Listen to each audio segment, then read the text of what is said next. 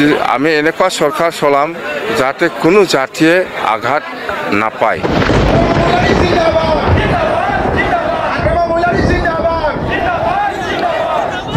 दावराव देख्रेब नार्जारी, अमर सिंह ब्रह्म आरो जाय व्यक्तिफोरानो जाया मानो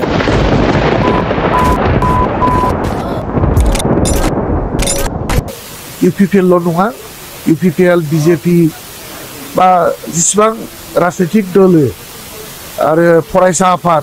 सुबुं आफादफोर दङ, बेनि दैदेनगिरि बिथांमोनखौ जोङो गासैखौबो खावलायगोन।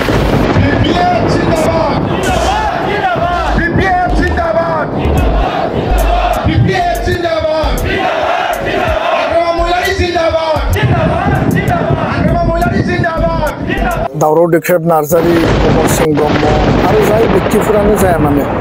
सम आरो थासारियाव जोंनो डिबेट नांगौ, जोंनो क्रिटिसिजमबो नांगौ। सम आरो थासारियाव बे डिबेट आरो क्रिटिसिजमनि गेजेरजों कारेक्सन आरो जोङो हारिखौ आवगायलांनायनि बेलायाव जोङो माबा मोनसे लामा जोङो दिहुनो। किन्तु खोथा गैया, बाथ्रा गैया, सम गैया, बोथोर गैया, एनि टाइम माहारियारि आफादनि बिबानगिरि आरो जोंनि हाबा मावनायनि सायाव सोरबाया जुदि सोंखारिबाय थायोब्ला बेफोरो हारिनि थाखाय मोजां बाथ्रा नङा। आरो बेयाव नोङो सोरखौबा एक्सप'ज खालामनो थांनानै सोरखौबा नोङो गावनि माने निकृष्ट सिन्ता सान्थौ जे माने बायदिसिना खोथा बुंनानै बिथांमोनखौ गादबनांगौ, बिथांमोनखौ नासयनांगौ, माहारियारि आफादखौ माने धंस खालामनांगौ, खैसाराव खोलैनांगौ, माहारियारि आफादफोरनि बिबानगिरिफोरखौ गाज्रि गाज्रि बाथ्रा बुंनानै समाजाव एक्सप'ज खालामनांगौ, बेफोर खोथाखौ जेला जाय व्यक्तिफोरा बुङो बा बुंनो नाजायो बा दिनै बुंगासिनो दङ, गावबा गावनि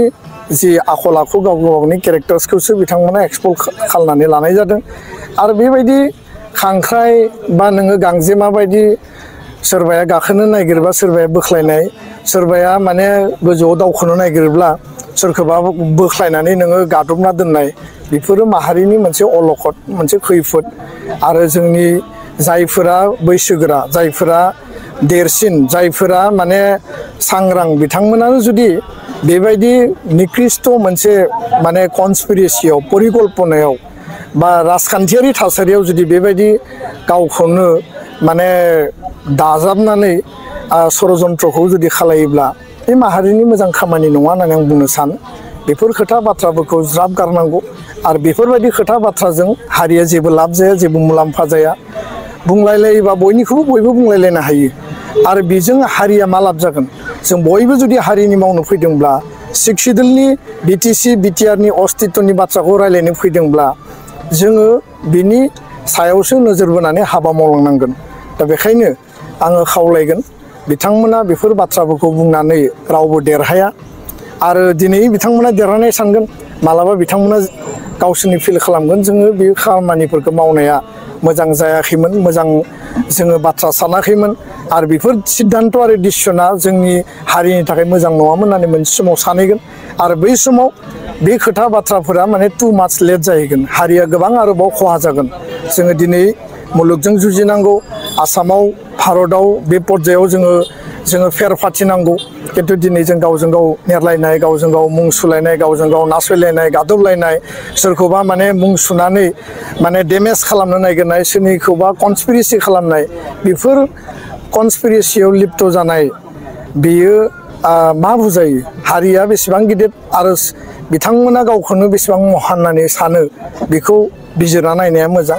आरो समाजा जायफोर साइलेन्ट स्पेक्टेटर, जायफोर गेजेरनि सुबुं, जायफोरा जेब्लायबो हारिनि मोजां सानो, बिथांमोना नायगासिनो दं, नुगासिनो दं। समा बिनि रिप्लाइखौ होगोन। आरो समानो बयनिख्रुइबो देरसिन सक्ति। आरो बे देरसिन सक्तिया बयनोबो सम आरो थासारियाव फिथाइखौ होगोन। आङो बिनि सायाव जेबो नेगेटिभबो पजिटिभबो कमेन्ट होनो नागिराखै। जों समखौ नेनानै थागोन। आरो एबसुआ गावनि आदर्शजों, गावनि नितिजों, बड'फानि आदर्शजों बड'फाखौ सोरबाया मुर्तिखौ बुफायगोन, जायानो बुफाया मानो जों रावखौबो थांखियाखै, सोरबा पार्टिखौबो थांखियाखै, सोरखौबाबो थांखियाखै। जि बेयाव कालप्रिट्सफोर दङ, जायफोर षड़यन्त्रकारिफोर दङ, जि ग्रुपनियानो जाया मानो, जि आथालनियानो जाया मानो, सोरबा गुबुनारिबो जानो हायो। दा बेखौ नागिरना दिहुननायासो जोंनि दायित्व। बड'फाखौ मुसुखाखौ बुफायोब्ला आंनि गोसोनिफ्राय नोंनि गोसोनिफ्राय बड'फानि आदर्शखौ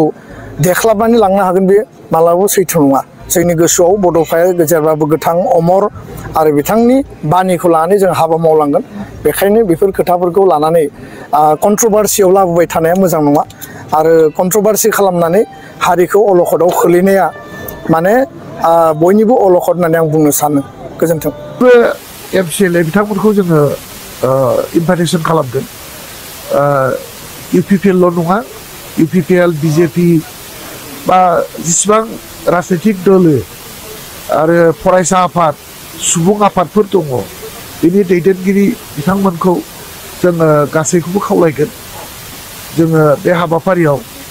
बाहागो लानो थाखाय 5 अक्ट'बराव जोंनि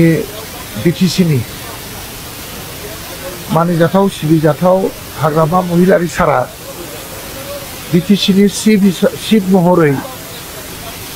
समायखिरा लागोन बे हाबाफारिजोंनो लोब्बा लाखिनानै दिनैहाय बिनि प्रिपारेसन जोङो जेरैथिंबो मावफुंगासिनो दङ आरो फ्राय प्रिपारेसना जोबनाय लामाथिं सफैबाय आरो बे हाबाफारियावनो आसामनि मानिजाथाव गभर्नर सारा नुजाफैगोन आरो आसामनि मानिजाथाव सिबिजाथाव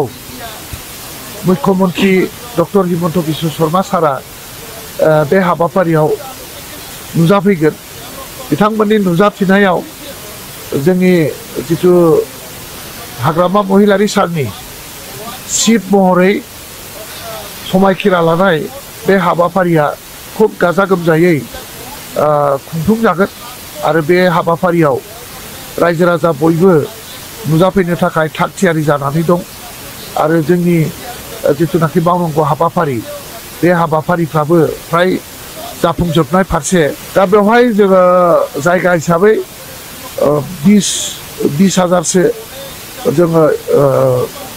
एक्सपेक्टेसन खालामदों बा एकमडेसना बेखिनिल' अब्लाबो हाजार मानसिफ्रा नुजाफैगोन खिन्थु जायगा हिसाबै 20-25 हाजारनिल' बेवहाय केपासिटि दं खिन्थु गोबां रायजो राजाफ्रा नुजाफैगोन जों बेखौ मिजिंथिनो हायो गासैबो एमसिएलए बिथांमोनखौ जोङो इनभाइटेसन खालामदों इउपिपिएल ल' नङा इउपिपिएल बिजेपि बा जेसेबां राजनैतिक दल आरो फरायसा आफाद सुबुं आफादफोर दङ बेनि दैदेनगिरि बिथांमोनखौ जोङो गासैखौबो खावलायगोन আমি এনেকুৱা চৰকাৰ চলাম যাতে কোনো জাতিয়ে আঘাত নাপায় এনেকুৱা ধৰণৰ চৰকাৰ চলাব বিচাৰিছোঁ আমি আৰু এই সময়ত আমি আকৌ ভাবিছোঁ নিৰ্বাচনৰ সময়ত সকলো জাতি জনগোষ্ঠীয়ে যেনেকৈ আমাক সহায় কৰিছে চৰকাৰ চলোৱা ক্ষেত্ৰতো চৰকাৰ চলাই যোৱা সময়তো সকলো জাতি জনগোষ্ঠীৰ সকলো শ্ৰেণীৰ ৰাইজৰ নিশ্চয় চৰকাৰ চলোৱা ক্ষেত্ৰত আমি নিশ্চয় সহায় পাব এই আশা আছে আমাৰ বিপিএফ দলৰ যেটো চৰকাৰ বনোৱাৰ যেটো শপত গ্ৰহণ অহা 5 তাৰিখত হ'ব 5 তাৰিখ অক্টোবৰত আৰু গোটেইখিনি আমি ঠিক কৰি আছোঁ আৰু এই শপত গ্ৰহণৰ আগতে আমাৰ অহাকালি 3 তাৰিখ হয় অহাকালি বিপিএফ দলৰে পলিচি মেকিং বডিৰ বৈঠক আছে এই বৈঠকত গোটেই ষ্ট্ৰেটেজিবিলাক আমি আলোচনা কৰিম চৰকাৰটো কেনেকৈ চলাই লৈ যাম কি এজেণ্ডা লৈ এইটো আমি এনেতো কৈ আছোঁ ৰাজ্যৰ ওচৰত আমি কি কৈ আহিছোঁ সেইবিলাক গোটেই ফৰ্মেলিটিত আনিবৰ কাৰণে সেইটো অহাকালি আমাৰ বৈঠক আছে PMB বডিৰ মতে আমি যিখিনি প্ৰচাৰ কৰিছে নিৰ্বাচনৰ সময়ত এইবিলাক মানে কেনেকৈ ইমপ্লিমেণ্ট কৰিম সেইটো বিষয় লৈ আমাৰ আলোচনা হ'ব মতে ফৰ্মেলিটি কৰিব লগা দৰকাৰ আছে তো কোৱাটো কৈছে হয় কিন্তু যিখিনি পইণ্টছ আছে সেইখিনি কথাবিলাক আমি যাতে ৰেগুলাৰাইজ কৰিব পাৰে তাৰ কাৰণে PMB বৈঠক 100% চিয়ৰ হৈ গ'ল যিখিনি আমি বিশেষ দল হিচাপে জিকিম আৰু চৰকাৰো আমাৰ বিপেফ দলে কৰিব এইটো মনত ৰাখিব ভুল নকৰিব নাংগল পাৰ্টিয়ে চৰকাৰ বনোৱাটো 100% কথা দেই আৰু আমি হয় চৰকাৰটো বনাব বিপেফ দলে চৰকাৰ বনাব হয় চৰকাৰ বনোৱাৰ পিছত এই বিটিসি বাকি ৰাজ্যৰ কাৰণে সকলো জাতি জনগোষ্ঠীৰ কাৰণে আমি কি কাম কৰিব বিচাৰিছে যোৱাকালি আমি আমাৰ বিপেফ দলৰ ইস্তাহাৰত আমি জনাই দিছো ইস্তাহাৰত আমি প্ৰকাশ কৰিছো যে বড় হ'ব পাৰে মুছলিম হ'ব পাৰে আদিবাসী হ'ব পাৰে ৰাজবংশী হ'ব পাৰে বেংগলী হ'ব পাৰে নাথযোগী গাৰো ৰাভা যাৰ লগত মাটিৰ পাত্তা নাই এই সকলক মাটিৰ পাত্তা দিম বুলি আমি প্ৰতিশ্ৰুতি দিছে দেই স্পষ্ট কথা যেনেকৈ লিখি পেলাই প্ৰচাৰ কৰিছে এনেকৈ আমি কাম কৰিম বেংগলীও পাব যাৰ লগত মাটিৰ পাত্তা নাই বেংগলী সমাজৰ মানুহ পাব মুছলিম সম্প্ৰদায়ৰ মানুহ পাব ৰাজবংশীও পাব মুঠতে যাৰ লগত মাটিৰ পাত্তা নাই ইহঁতক মাটিৰ পাত্তা দিব বুলি আমি বিপেফ দলে ৰাইজৰ ওচৰত প্ৰতিশ্ৰুতি দিছে সেইটো 100% আমি কাম কৰিম চৰকাৰ বনোৱাৰ পিছত চৰকাৰ নাংগলিত কৰিব ভুল নকৰিব চৰকাৰ বিপেফে কৰিব কিন্তু একটা কথা মই কম আপোনালোকক দেই যদি ফেক্টৰে পইচা আনে যদি পদকফুলে পইচা আনে এই পইচাটো খাবি ভোট দিয়া সময়ত নাংগলত দিব ভোট দিয়া সময়ত নাংগলত দিব পইচাটো খাব লাগে নাংগলৰ পইচা সৰি পদকফুলৰ পইচা হওক ফেক্টৰৰ পইচা হওক খাওয়ার পিছন মন নাম লইব এই হাগ্রামাইহে খাব দিছে এনেকুৱা কও এই আকৌ ভয় নকৰিবি পইচাটো খা ফেক্টৰৰ খা পদকফুলৰ পইচা খা ভোট দিয়া সময়ত নাংগলতে কৈছে ভুল নকৰিব আমি চৰকাৰ হোৱাৰ পিছত বনৰগাঁও সমষ্টিয়ে হওক দেৱৰগাঁৱে হওক বা তথমাই হওক বা বাংপুকে হওক আমি জিকাটো 100% হৈ গ'ল কোকৰাঝাৰত 12টা সমষ্টিত 12টাই আমি জিকিব কোনো কম্প্ৰমাইজ নাই সকলো জাতি জনগোষ্ঠীয়ে কৈছে যে এইবাৰ বিপেফ চৰকাৰ নবনাইলে বিটিসিটো ধ্বংস হ'ব বুলি সবে আফসোস কৰিছে যে এইবাৰ বিপেফক চৰকাৰ আনিবই লাগিব নহ'লে আমাৰ ভৱিষ্যত শেষ সবে কয় ৰাজবংশীও কয় বড়োসকলেও কয় মুছলিমো কয় বেংগলীও কয় আদিবাসীসকলেও কৈছে গাৰো ৰাভাসকলেও সবে অনুভৱ কৰিছোঁ যে এইবাৰ বিটিসিটো যদি ৰক্ষা কৰিব লাগে বিপেফ চৰকাৰ আনিবই লাগিব নহ'লে বিটিসি ধ্বংস হ'বলৈ গৈ আছে সবে